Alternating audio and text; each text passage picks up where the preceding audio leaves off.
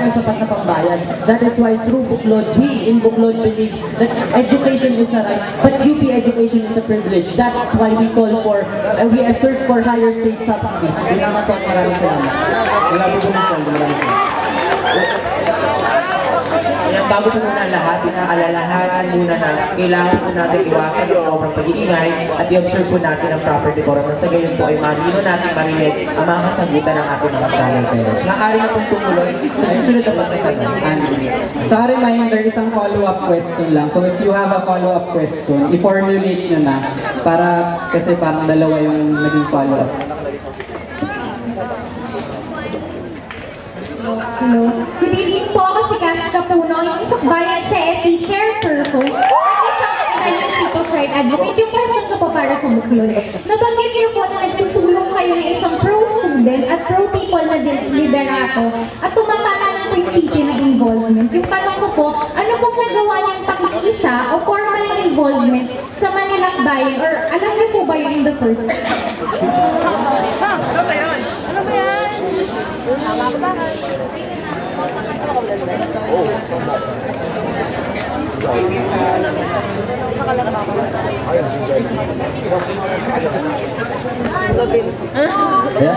Magandang po sa inyo lahat. Ako si Mixed Ako, yung Buklod USC Vice Chairperson. So yun, sa usapin po ng Manilac Bayan at ano nga po ba ang naitulong ng Buklod sa pagsasagawa ng ganitong kampanya. Yes, we recognize that through Manilac Bayan, nabigyan po ng avenue yung ating mga mamamayan, ang mga kapwa mamamayan na taga Mindanao para isulong ang kanilang mga karapatan at inapag ang kanilang mga hinaing sa ating current administration. Ngunit, ang tanong niyo po ba, kung ang tinatanong niyo po, kung paano po, ano po ang konkretong action na nagawa ng Buklod, tayo po ay makikiisa at patuloy na makikiisa sa pagtatangan po ng karapatan natin. Inahatid po natin to sa ating administration, the current administration of Pinoy, and we call for accountability and transparency para maiwasan na po na mismo ang mga mamamayan natin na taga Mindanao ang lumalapit pa dito sa Luzon para lang ipagtangan ng mga karapatan natin. Ito po ang isang paninindigan ng Buklod at patuloy po natin papanindigan ang call for transparency and accountability with regards po sa Philippine government and the Aquino administration. Yun lamang po at maraming salamat. Both sa Buklod po.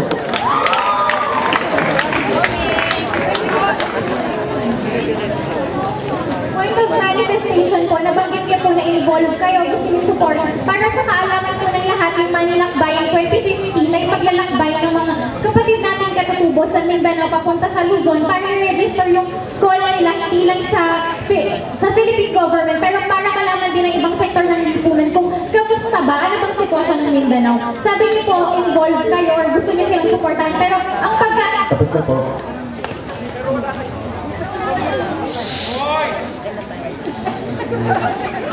Sige po, next question. Kung ano side mo. Kaliwa. Hi, good evening. I'm Jean, former CHE chairperson. So, ang tanong ko ay naka-address sa Buklod. So, nasabi niyo kanina doon sa... Ay, wait lang, isang manifestation lang. Kanina pa natin sinasabi yung word na sovereignty, pero ang totoong term po doon ay sovereignty. Yan. Tapos, yung pangalawa, eto. So, sabi niyo kanina na nagka-campaign kayo, lahat naman tayo nagka-campaign sa higher state subsidy or sa full state subsidy. Tapos, sinasabi ng Buklod kanina na yung stand niyo about sa STS ay habang hindi pa handa ang gobyerno na ibigay ang full state subsidy, meron tayong dapat na ginagawa para magkaroon ng karapatang makapag-aral yung mga tao na may mabababang sweldo yung magulang o kaya yung mga hindi nakaka-afford ng UP education. So ang tanong ko, ano ba talaga ang stand niyo sa STS? Pro ka ba? Reform o scrap STS? Tapos,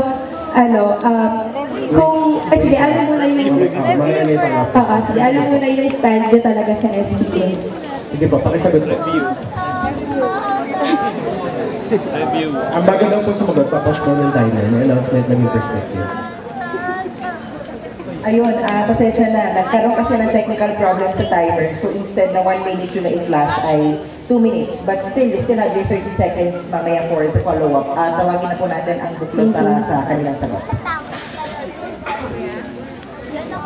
Ayun, no? Sino ba naman ang ayaw sa isang accessible education? Wait! Di ba? Sino nga ba naman ang ayaw sa accessible education? Wait, and we believe that to the existence of STS, na democratize na nagiging mas accessible ang education. Bago to. Simulan natin. So, ayan.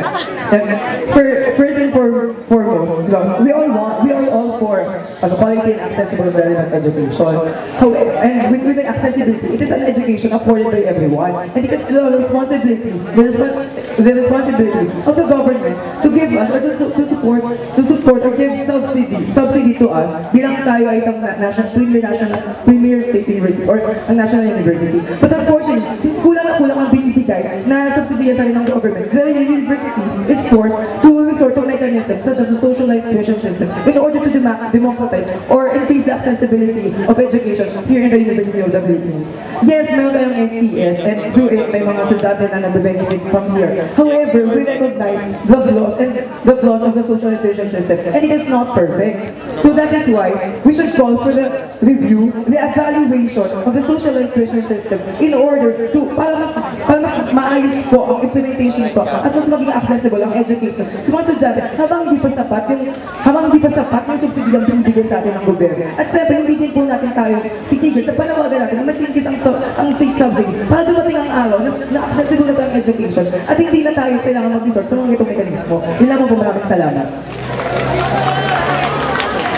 So yun nga po, we in Buklod believe that the STS, habang wala pa pong higher state subsidy na nabibigay sa atin ng gobyerno, hanggat wala pa pong sapat na subsidiya, tayo po ay naniniwala at nakanutuloy na manindigan kung ano bang sistema ang meron tayo, which is the socialized tuition system. We are for the revisiting and re-evaluation of the system para po talaga makita natin kung ano po talaga ang flaws at mapatunayan po talaga natin na hindi accessible po ito para sa mga estudyante. Yun lang po, maraming salamat. Congratulations, we're now standing on the same ground. Follow-up question. Ibabalik ko lang sa inyo yung tanong niyo sa sakbayan. So ano na yung nagawa niyo habang wala pa yung sapat na budget para sa edukasyon? Ano na yung mga advocacies na nagawa niyo para sa ganyang issue? Yung sa STS. So ayun, pagdating po sa usapin ng social tuition, simula po ng STS pa pala mga po ito, no? Nung unang panahon. Ano ba, nag-submit na po ang letter, no, ang Buklod UPLB noon, sa administration, calling na mas i-increase pa po ang subsidy na binibigay sa atin para po mas mag-accessible ng education. And then, nagkaroon po tayo ng socialized tuition system. Ang inyong likod po, ang student assistant, dyan po sa opisina na po yan, no? Ay isa po sa mga makukulit na nangungulit dun sa na parang nagde-demand po tayo ng bakit po ganito yung socialized tuition system? Ano po ang bakit po ito yung sistema na inarap sa atin sa atin? We were caught off guard. Na we were caught or bigla na sa atin hinapag yung socialized tuition system na hindi alam natin ng mga kapag scholar natin para sa bayan. Ano bang gagawin doon sa panibagong schema from STS to STS system? Ako po mismo na bilang nalito ko sa university na in-implement po nun. Ang ginawa ko po nun, tinulungan ko po yung mga kapag scholar para sa bayan kapag apply ng social tuition system by helping them get their own UV account para po makapag-apply po sila ng socialized tuition system. And also, nag-submit din po tayo ng letter doon sa EXPAT demanding for the transparency and credibility of the said process and for the evaluation of the socialized tuition system. Yun lamang po, maraming salamat po. Both State Buklod UPLB, General First, USC Chairperson.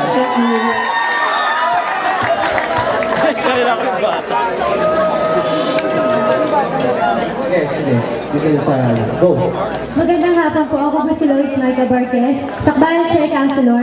Ang tanong ko po ay naka-address po sa Buklod Vice Chairperson. Nabanggit niyo po na credential is a brand of service. Does that mean that other people who don't have any credential doesn't have the right to serve other people?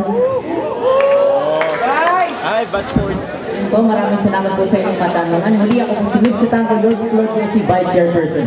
Yes, sinabi ko po na credentials is our track record, pero hindi ko po kinukulong na hindi po credentials ang patayan ng tunay na brand of student leadership. Hindi po natin makikita, hindi po tayo nalilimitahan na sa credentials lang po natin makikita kung paano po talaga magservisyo serbisyo ang isang leader estudyante sa kanyang kapwa mga estudyante. Through your credentials, yes, you may have a track record, you may gain all the credibility that you have right now through your credentials, pero ngunit hindi po ito ang batayan natin kung paano ba talaga ang tunay na pagserbisyo sa mga kapwa natin estudyante sa loob ng universidad at maging sa labas. Yun lamang po at maraming salamat po. Follow-up question po. Ano naman po yung masasabi po ng sakbayan tungkol po dito?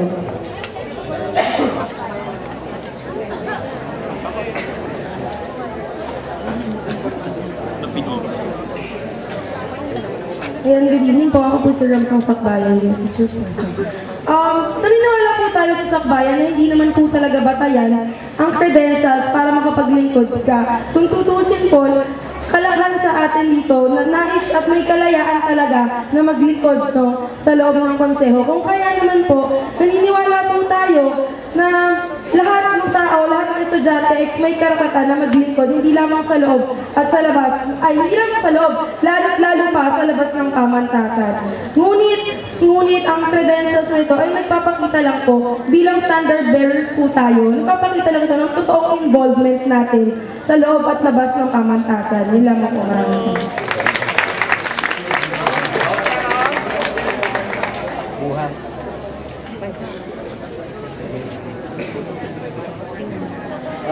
Magandang gabi sa ating lahat. Wait lang, yung sa privilege question. May privilege question po ang USC Chairperson. Ayun, a background, of course, I think all the political parties are advocating our unity with other sectors of society. So, this policy was implemented early in the administration of President Aquino. So, I do hope that your parties have already done something or already have a concrete stand regarding this. So what is your stand on the two-tiered wage system? How will you connect it to the minimum wage law and the daily cost of living of a Filipino family? A Filipino family of 5 members. So again, what is your stand on the two-tiered wage system? How will, parang guide questions to address that. How will you connect it to the minimum wage law and the daily cost of living of a Filipino family of 5 members? Bala kayo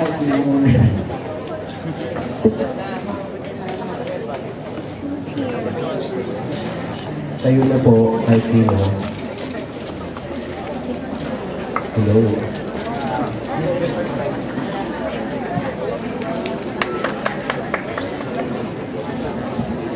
Sa magandang review sa inyong lahat, ako po muli si Ivan ng Sakbayan USC Vice Chairperson.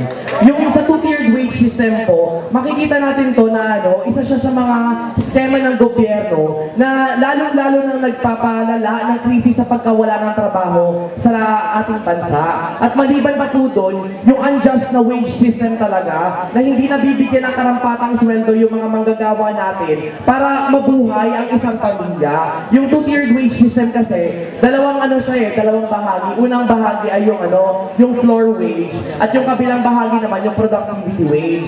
So makikita natin dito na talagang binabara talaga yung manggagawa natin para sa isang sweldo na makasasapat na makapag-provide ng maayos na kabuhayan sa mga sa kanilang mga pamilya.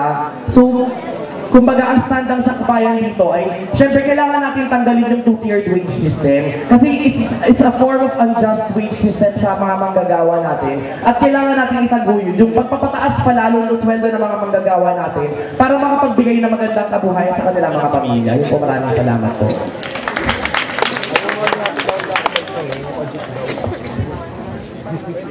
Ayun o.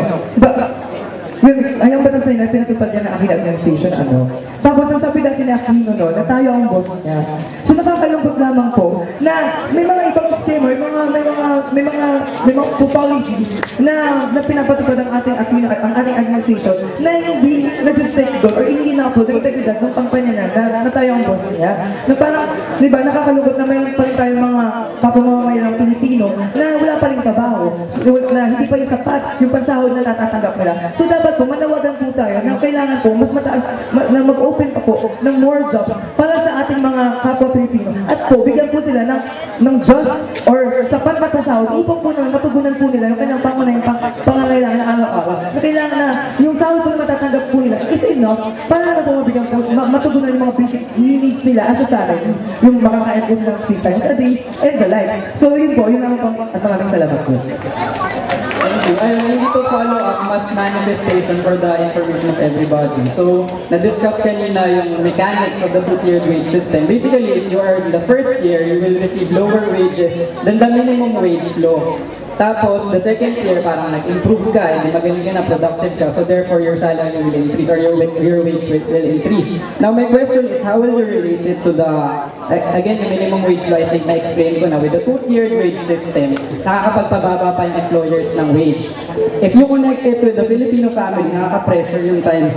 Pero wait lang, last na lang, if you are going to connect it with the daily cost of living, it is average at 1,057 pesos per family of 5. So therefore, I think we should all unite in asserting for just labor or just wage system in our country. Kasi napakababa talaga yung sinesweldo ng mga magulang natin. Lalo na yung iba pang underserved and marginalized sector. So with that, I am inviting organizations. So the USC's activity of the Labor Forum, just contact us. Thank you.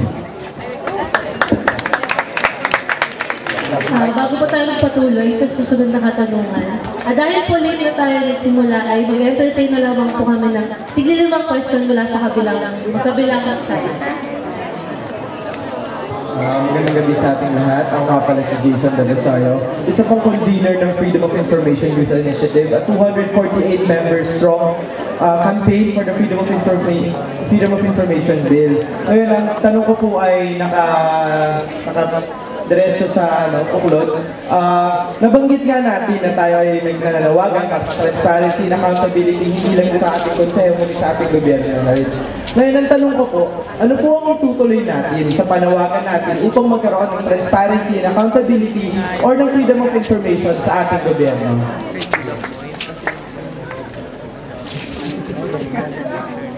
Problematic ito talaga yung problem. Napaklap-klap talaga. So yun, maraming salamat po sa inyong katanungan. Muli ako po si Mix Kitako, your Buklod USC Vice Chairperson. Ano nga po ba ang itutuloy natin? Yes, we in Buklod are for the Freedom of Information Bill. Kasi nakikita po natin dito na kailangan nga po talaga natin ng accountability and transparency with the current government that we have right now. So ano nga po ba ang tutuloy natin? Ipapagpatuloy po natin ang mas papag-intigin pa, ang mas isi-strengthen at ang panawagan for us, for calling us and asserting for accountability and transparency, not only within our current level right now, which is the student administration, but also through the presidential administration. Kailangan po natin kailangan po talaga na makita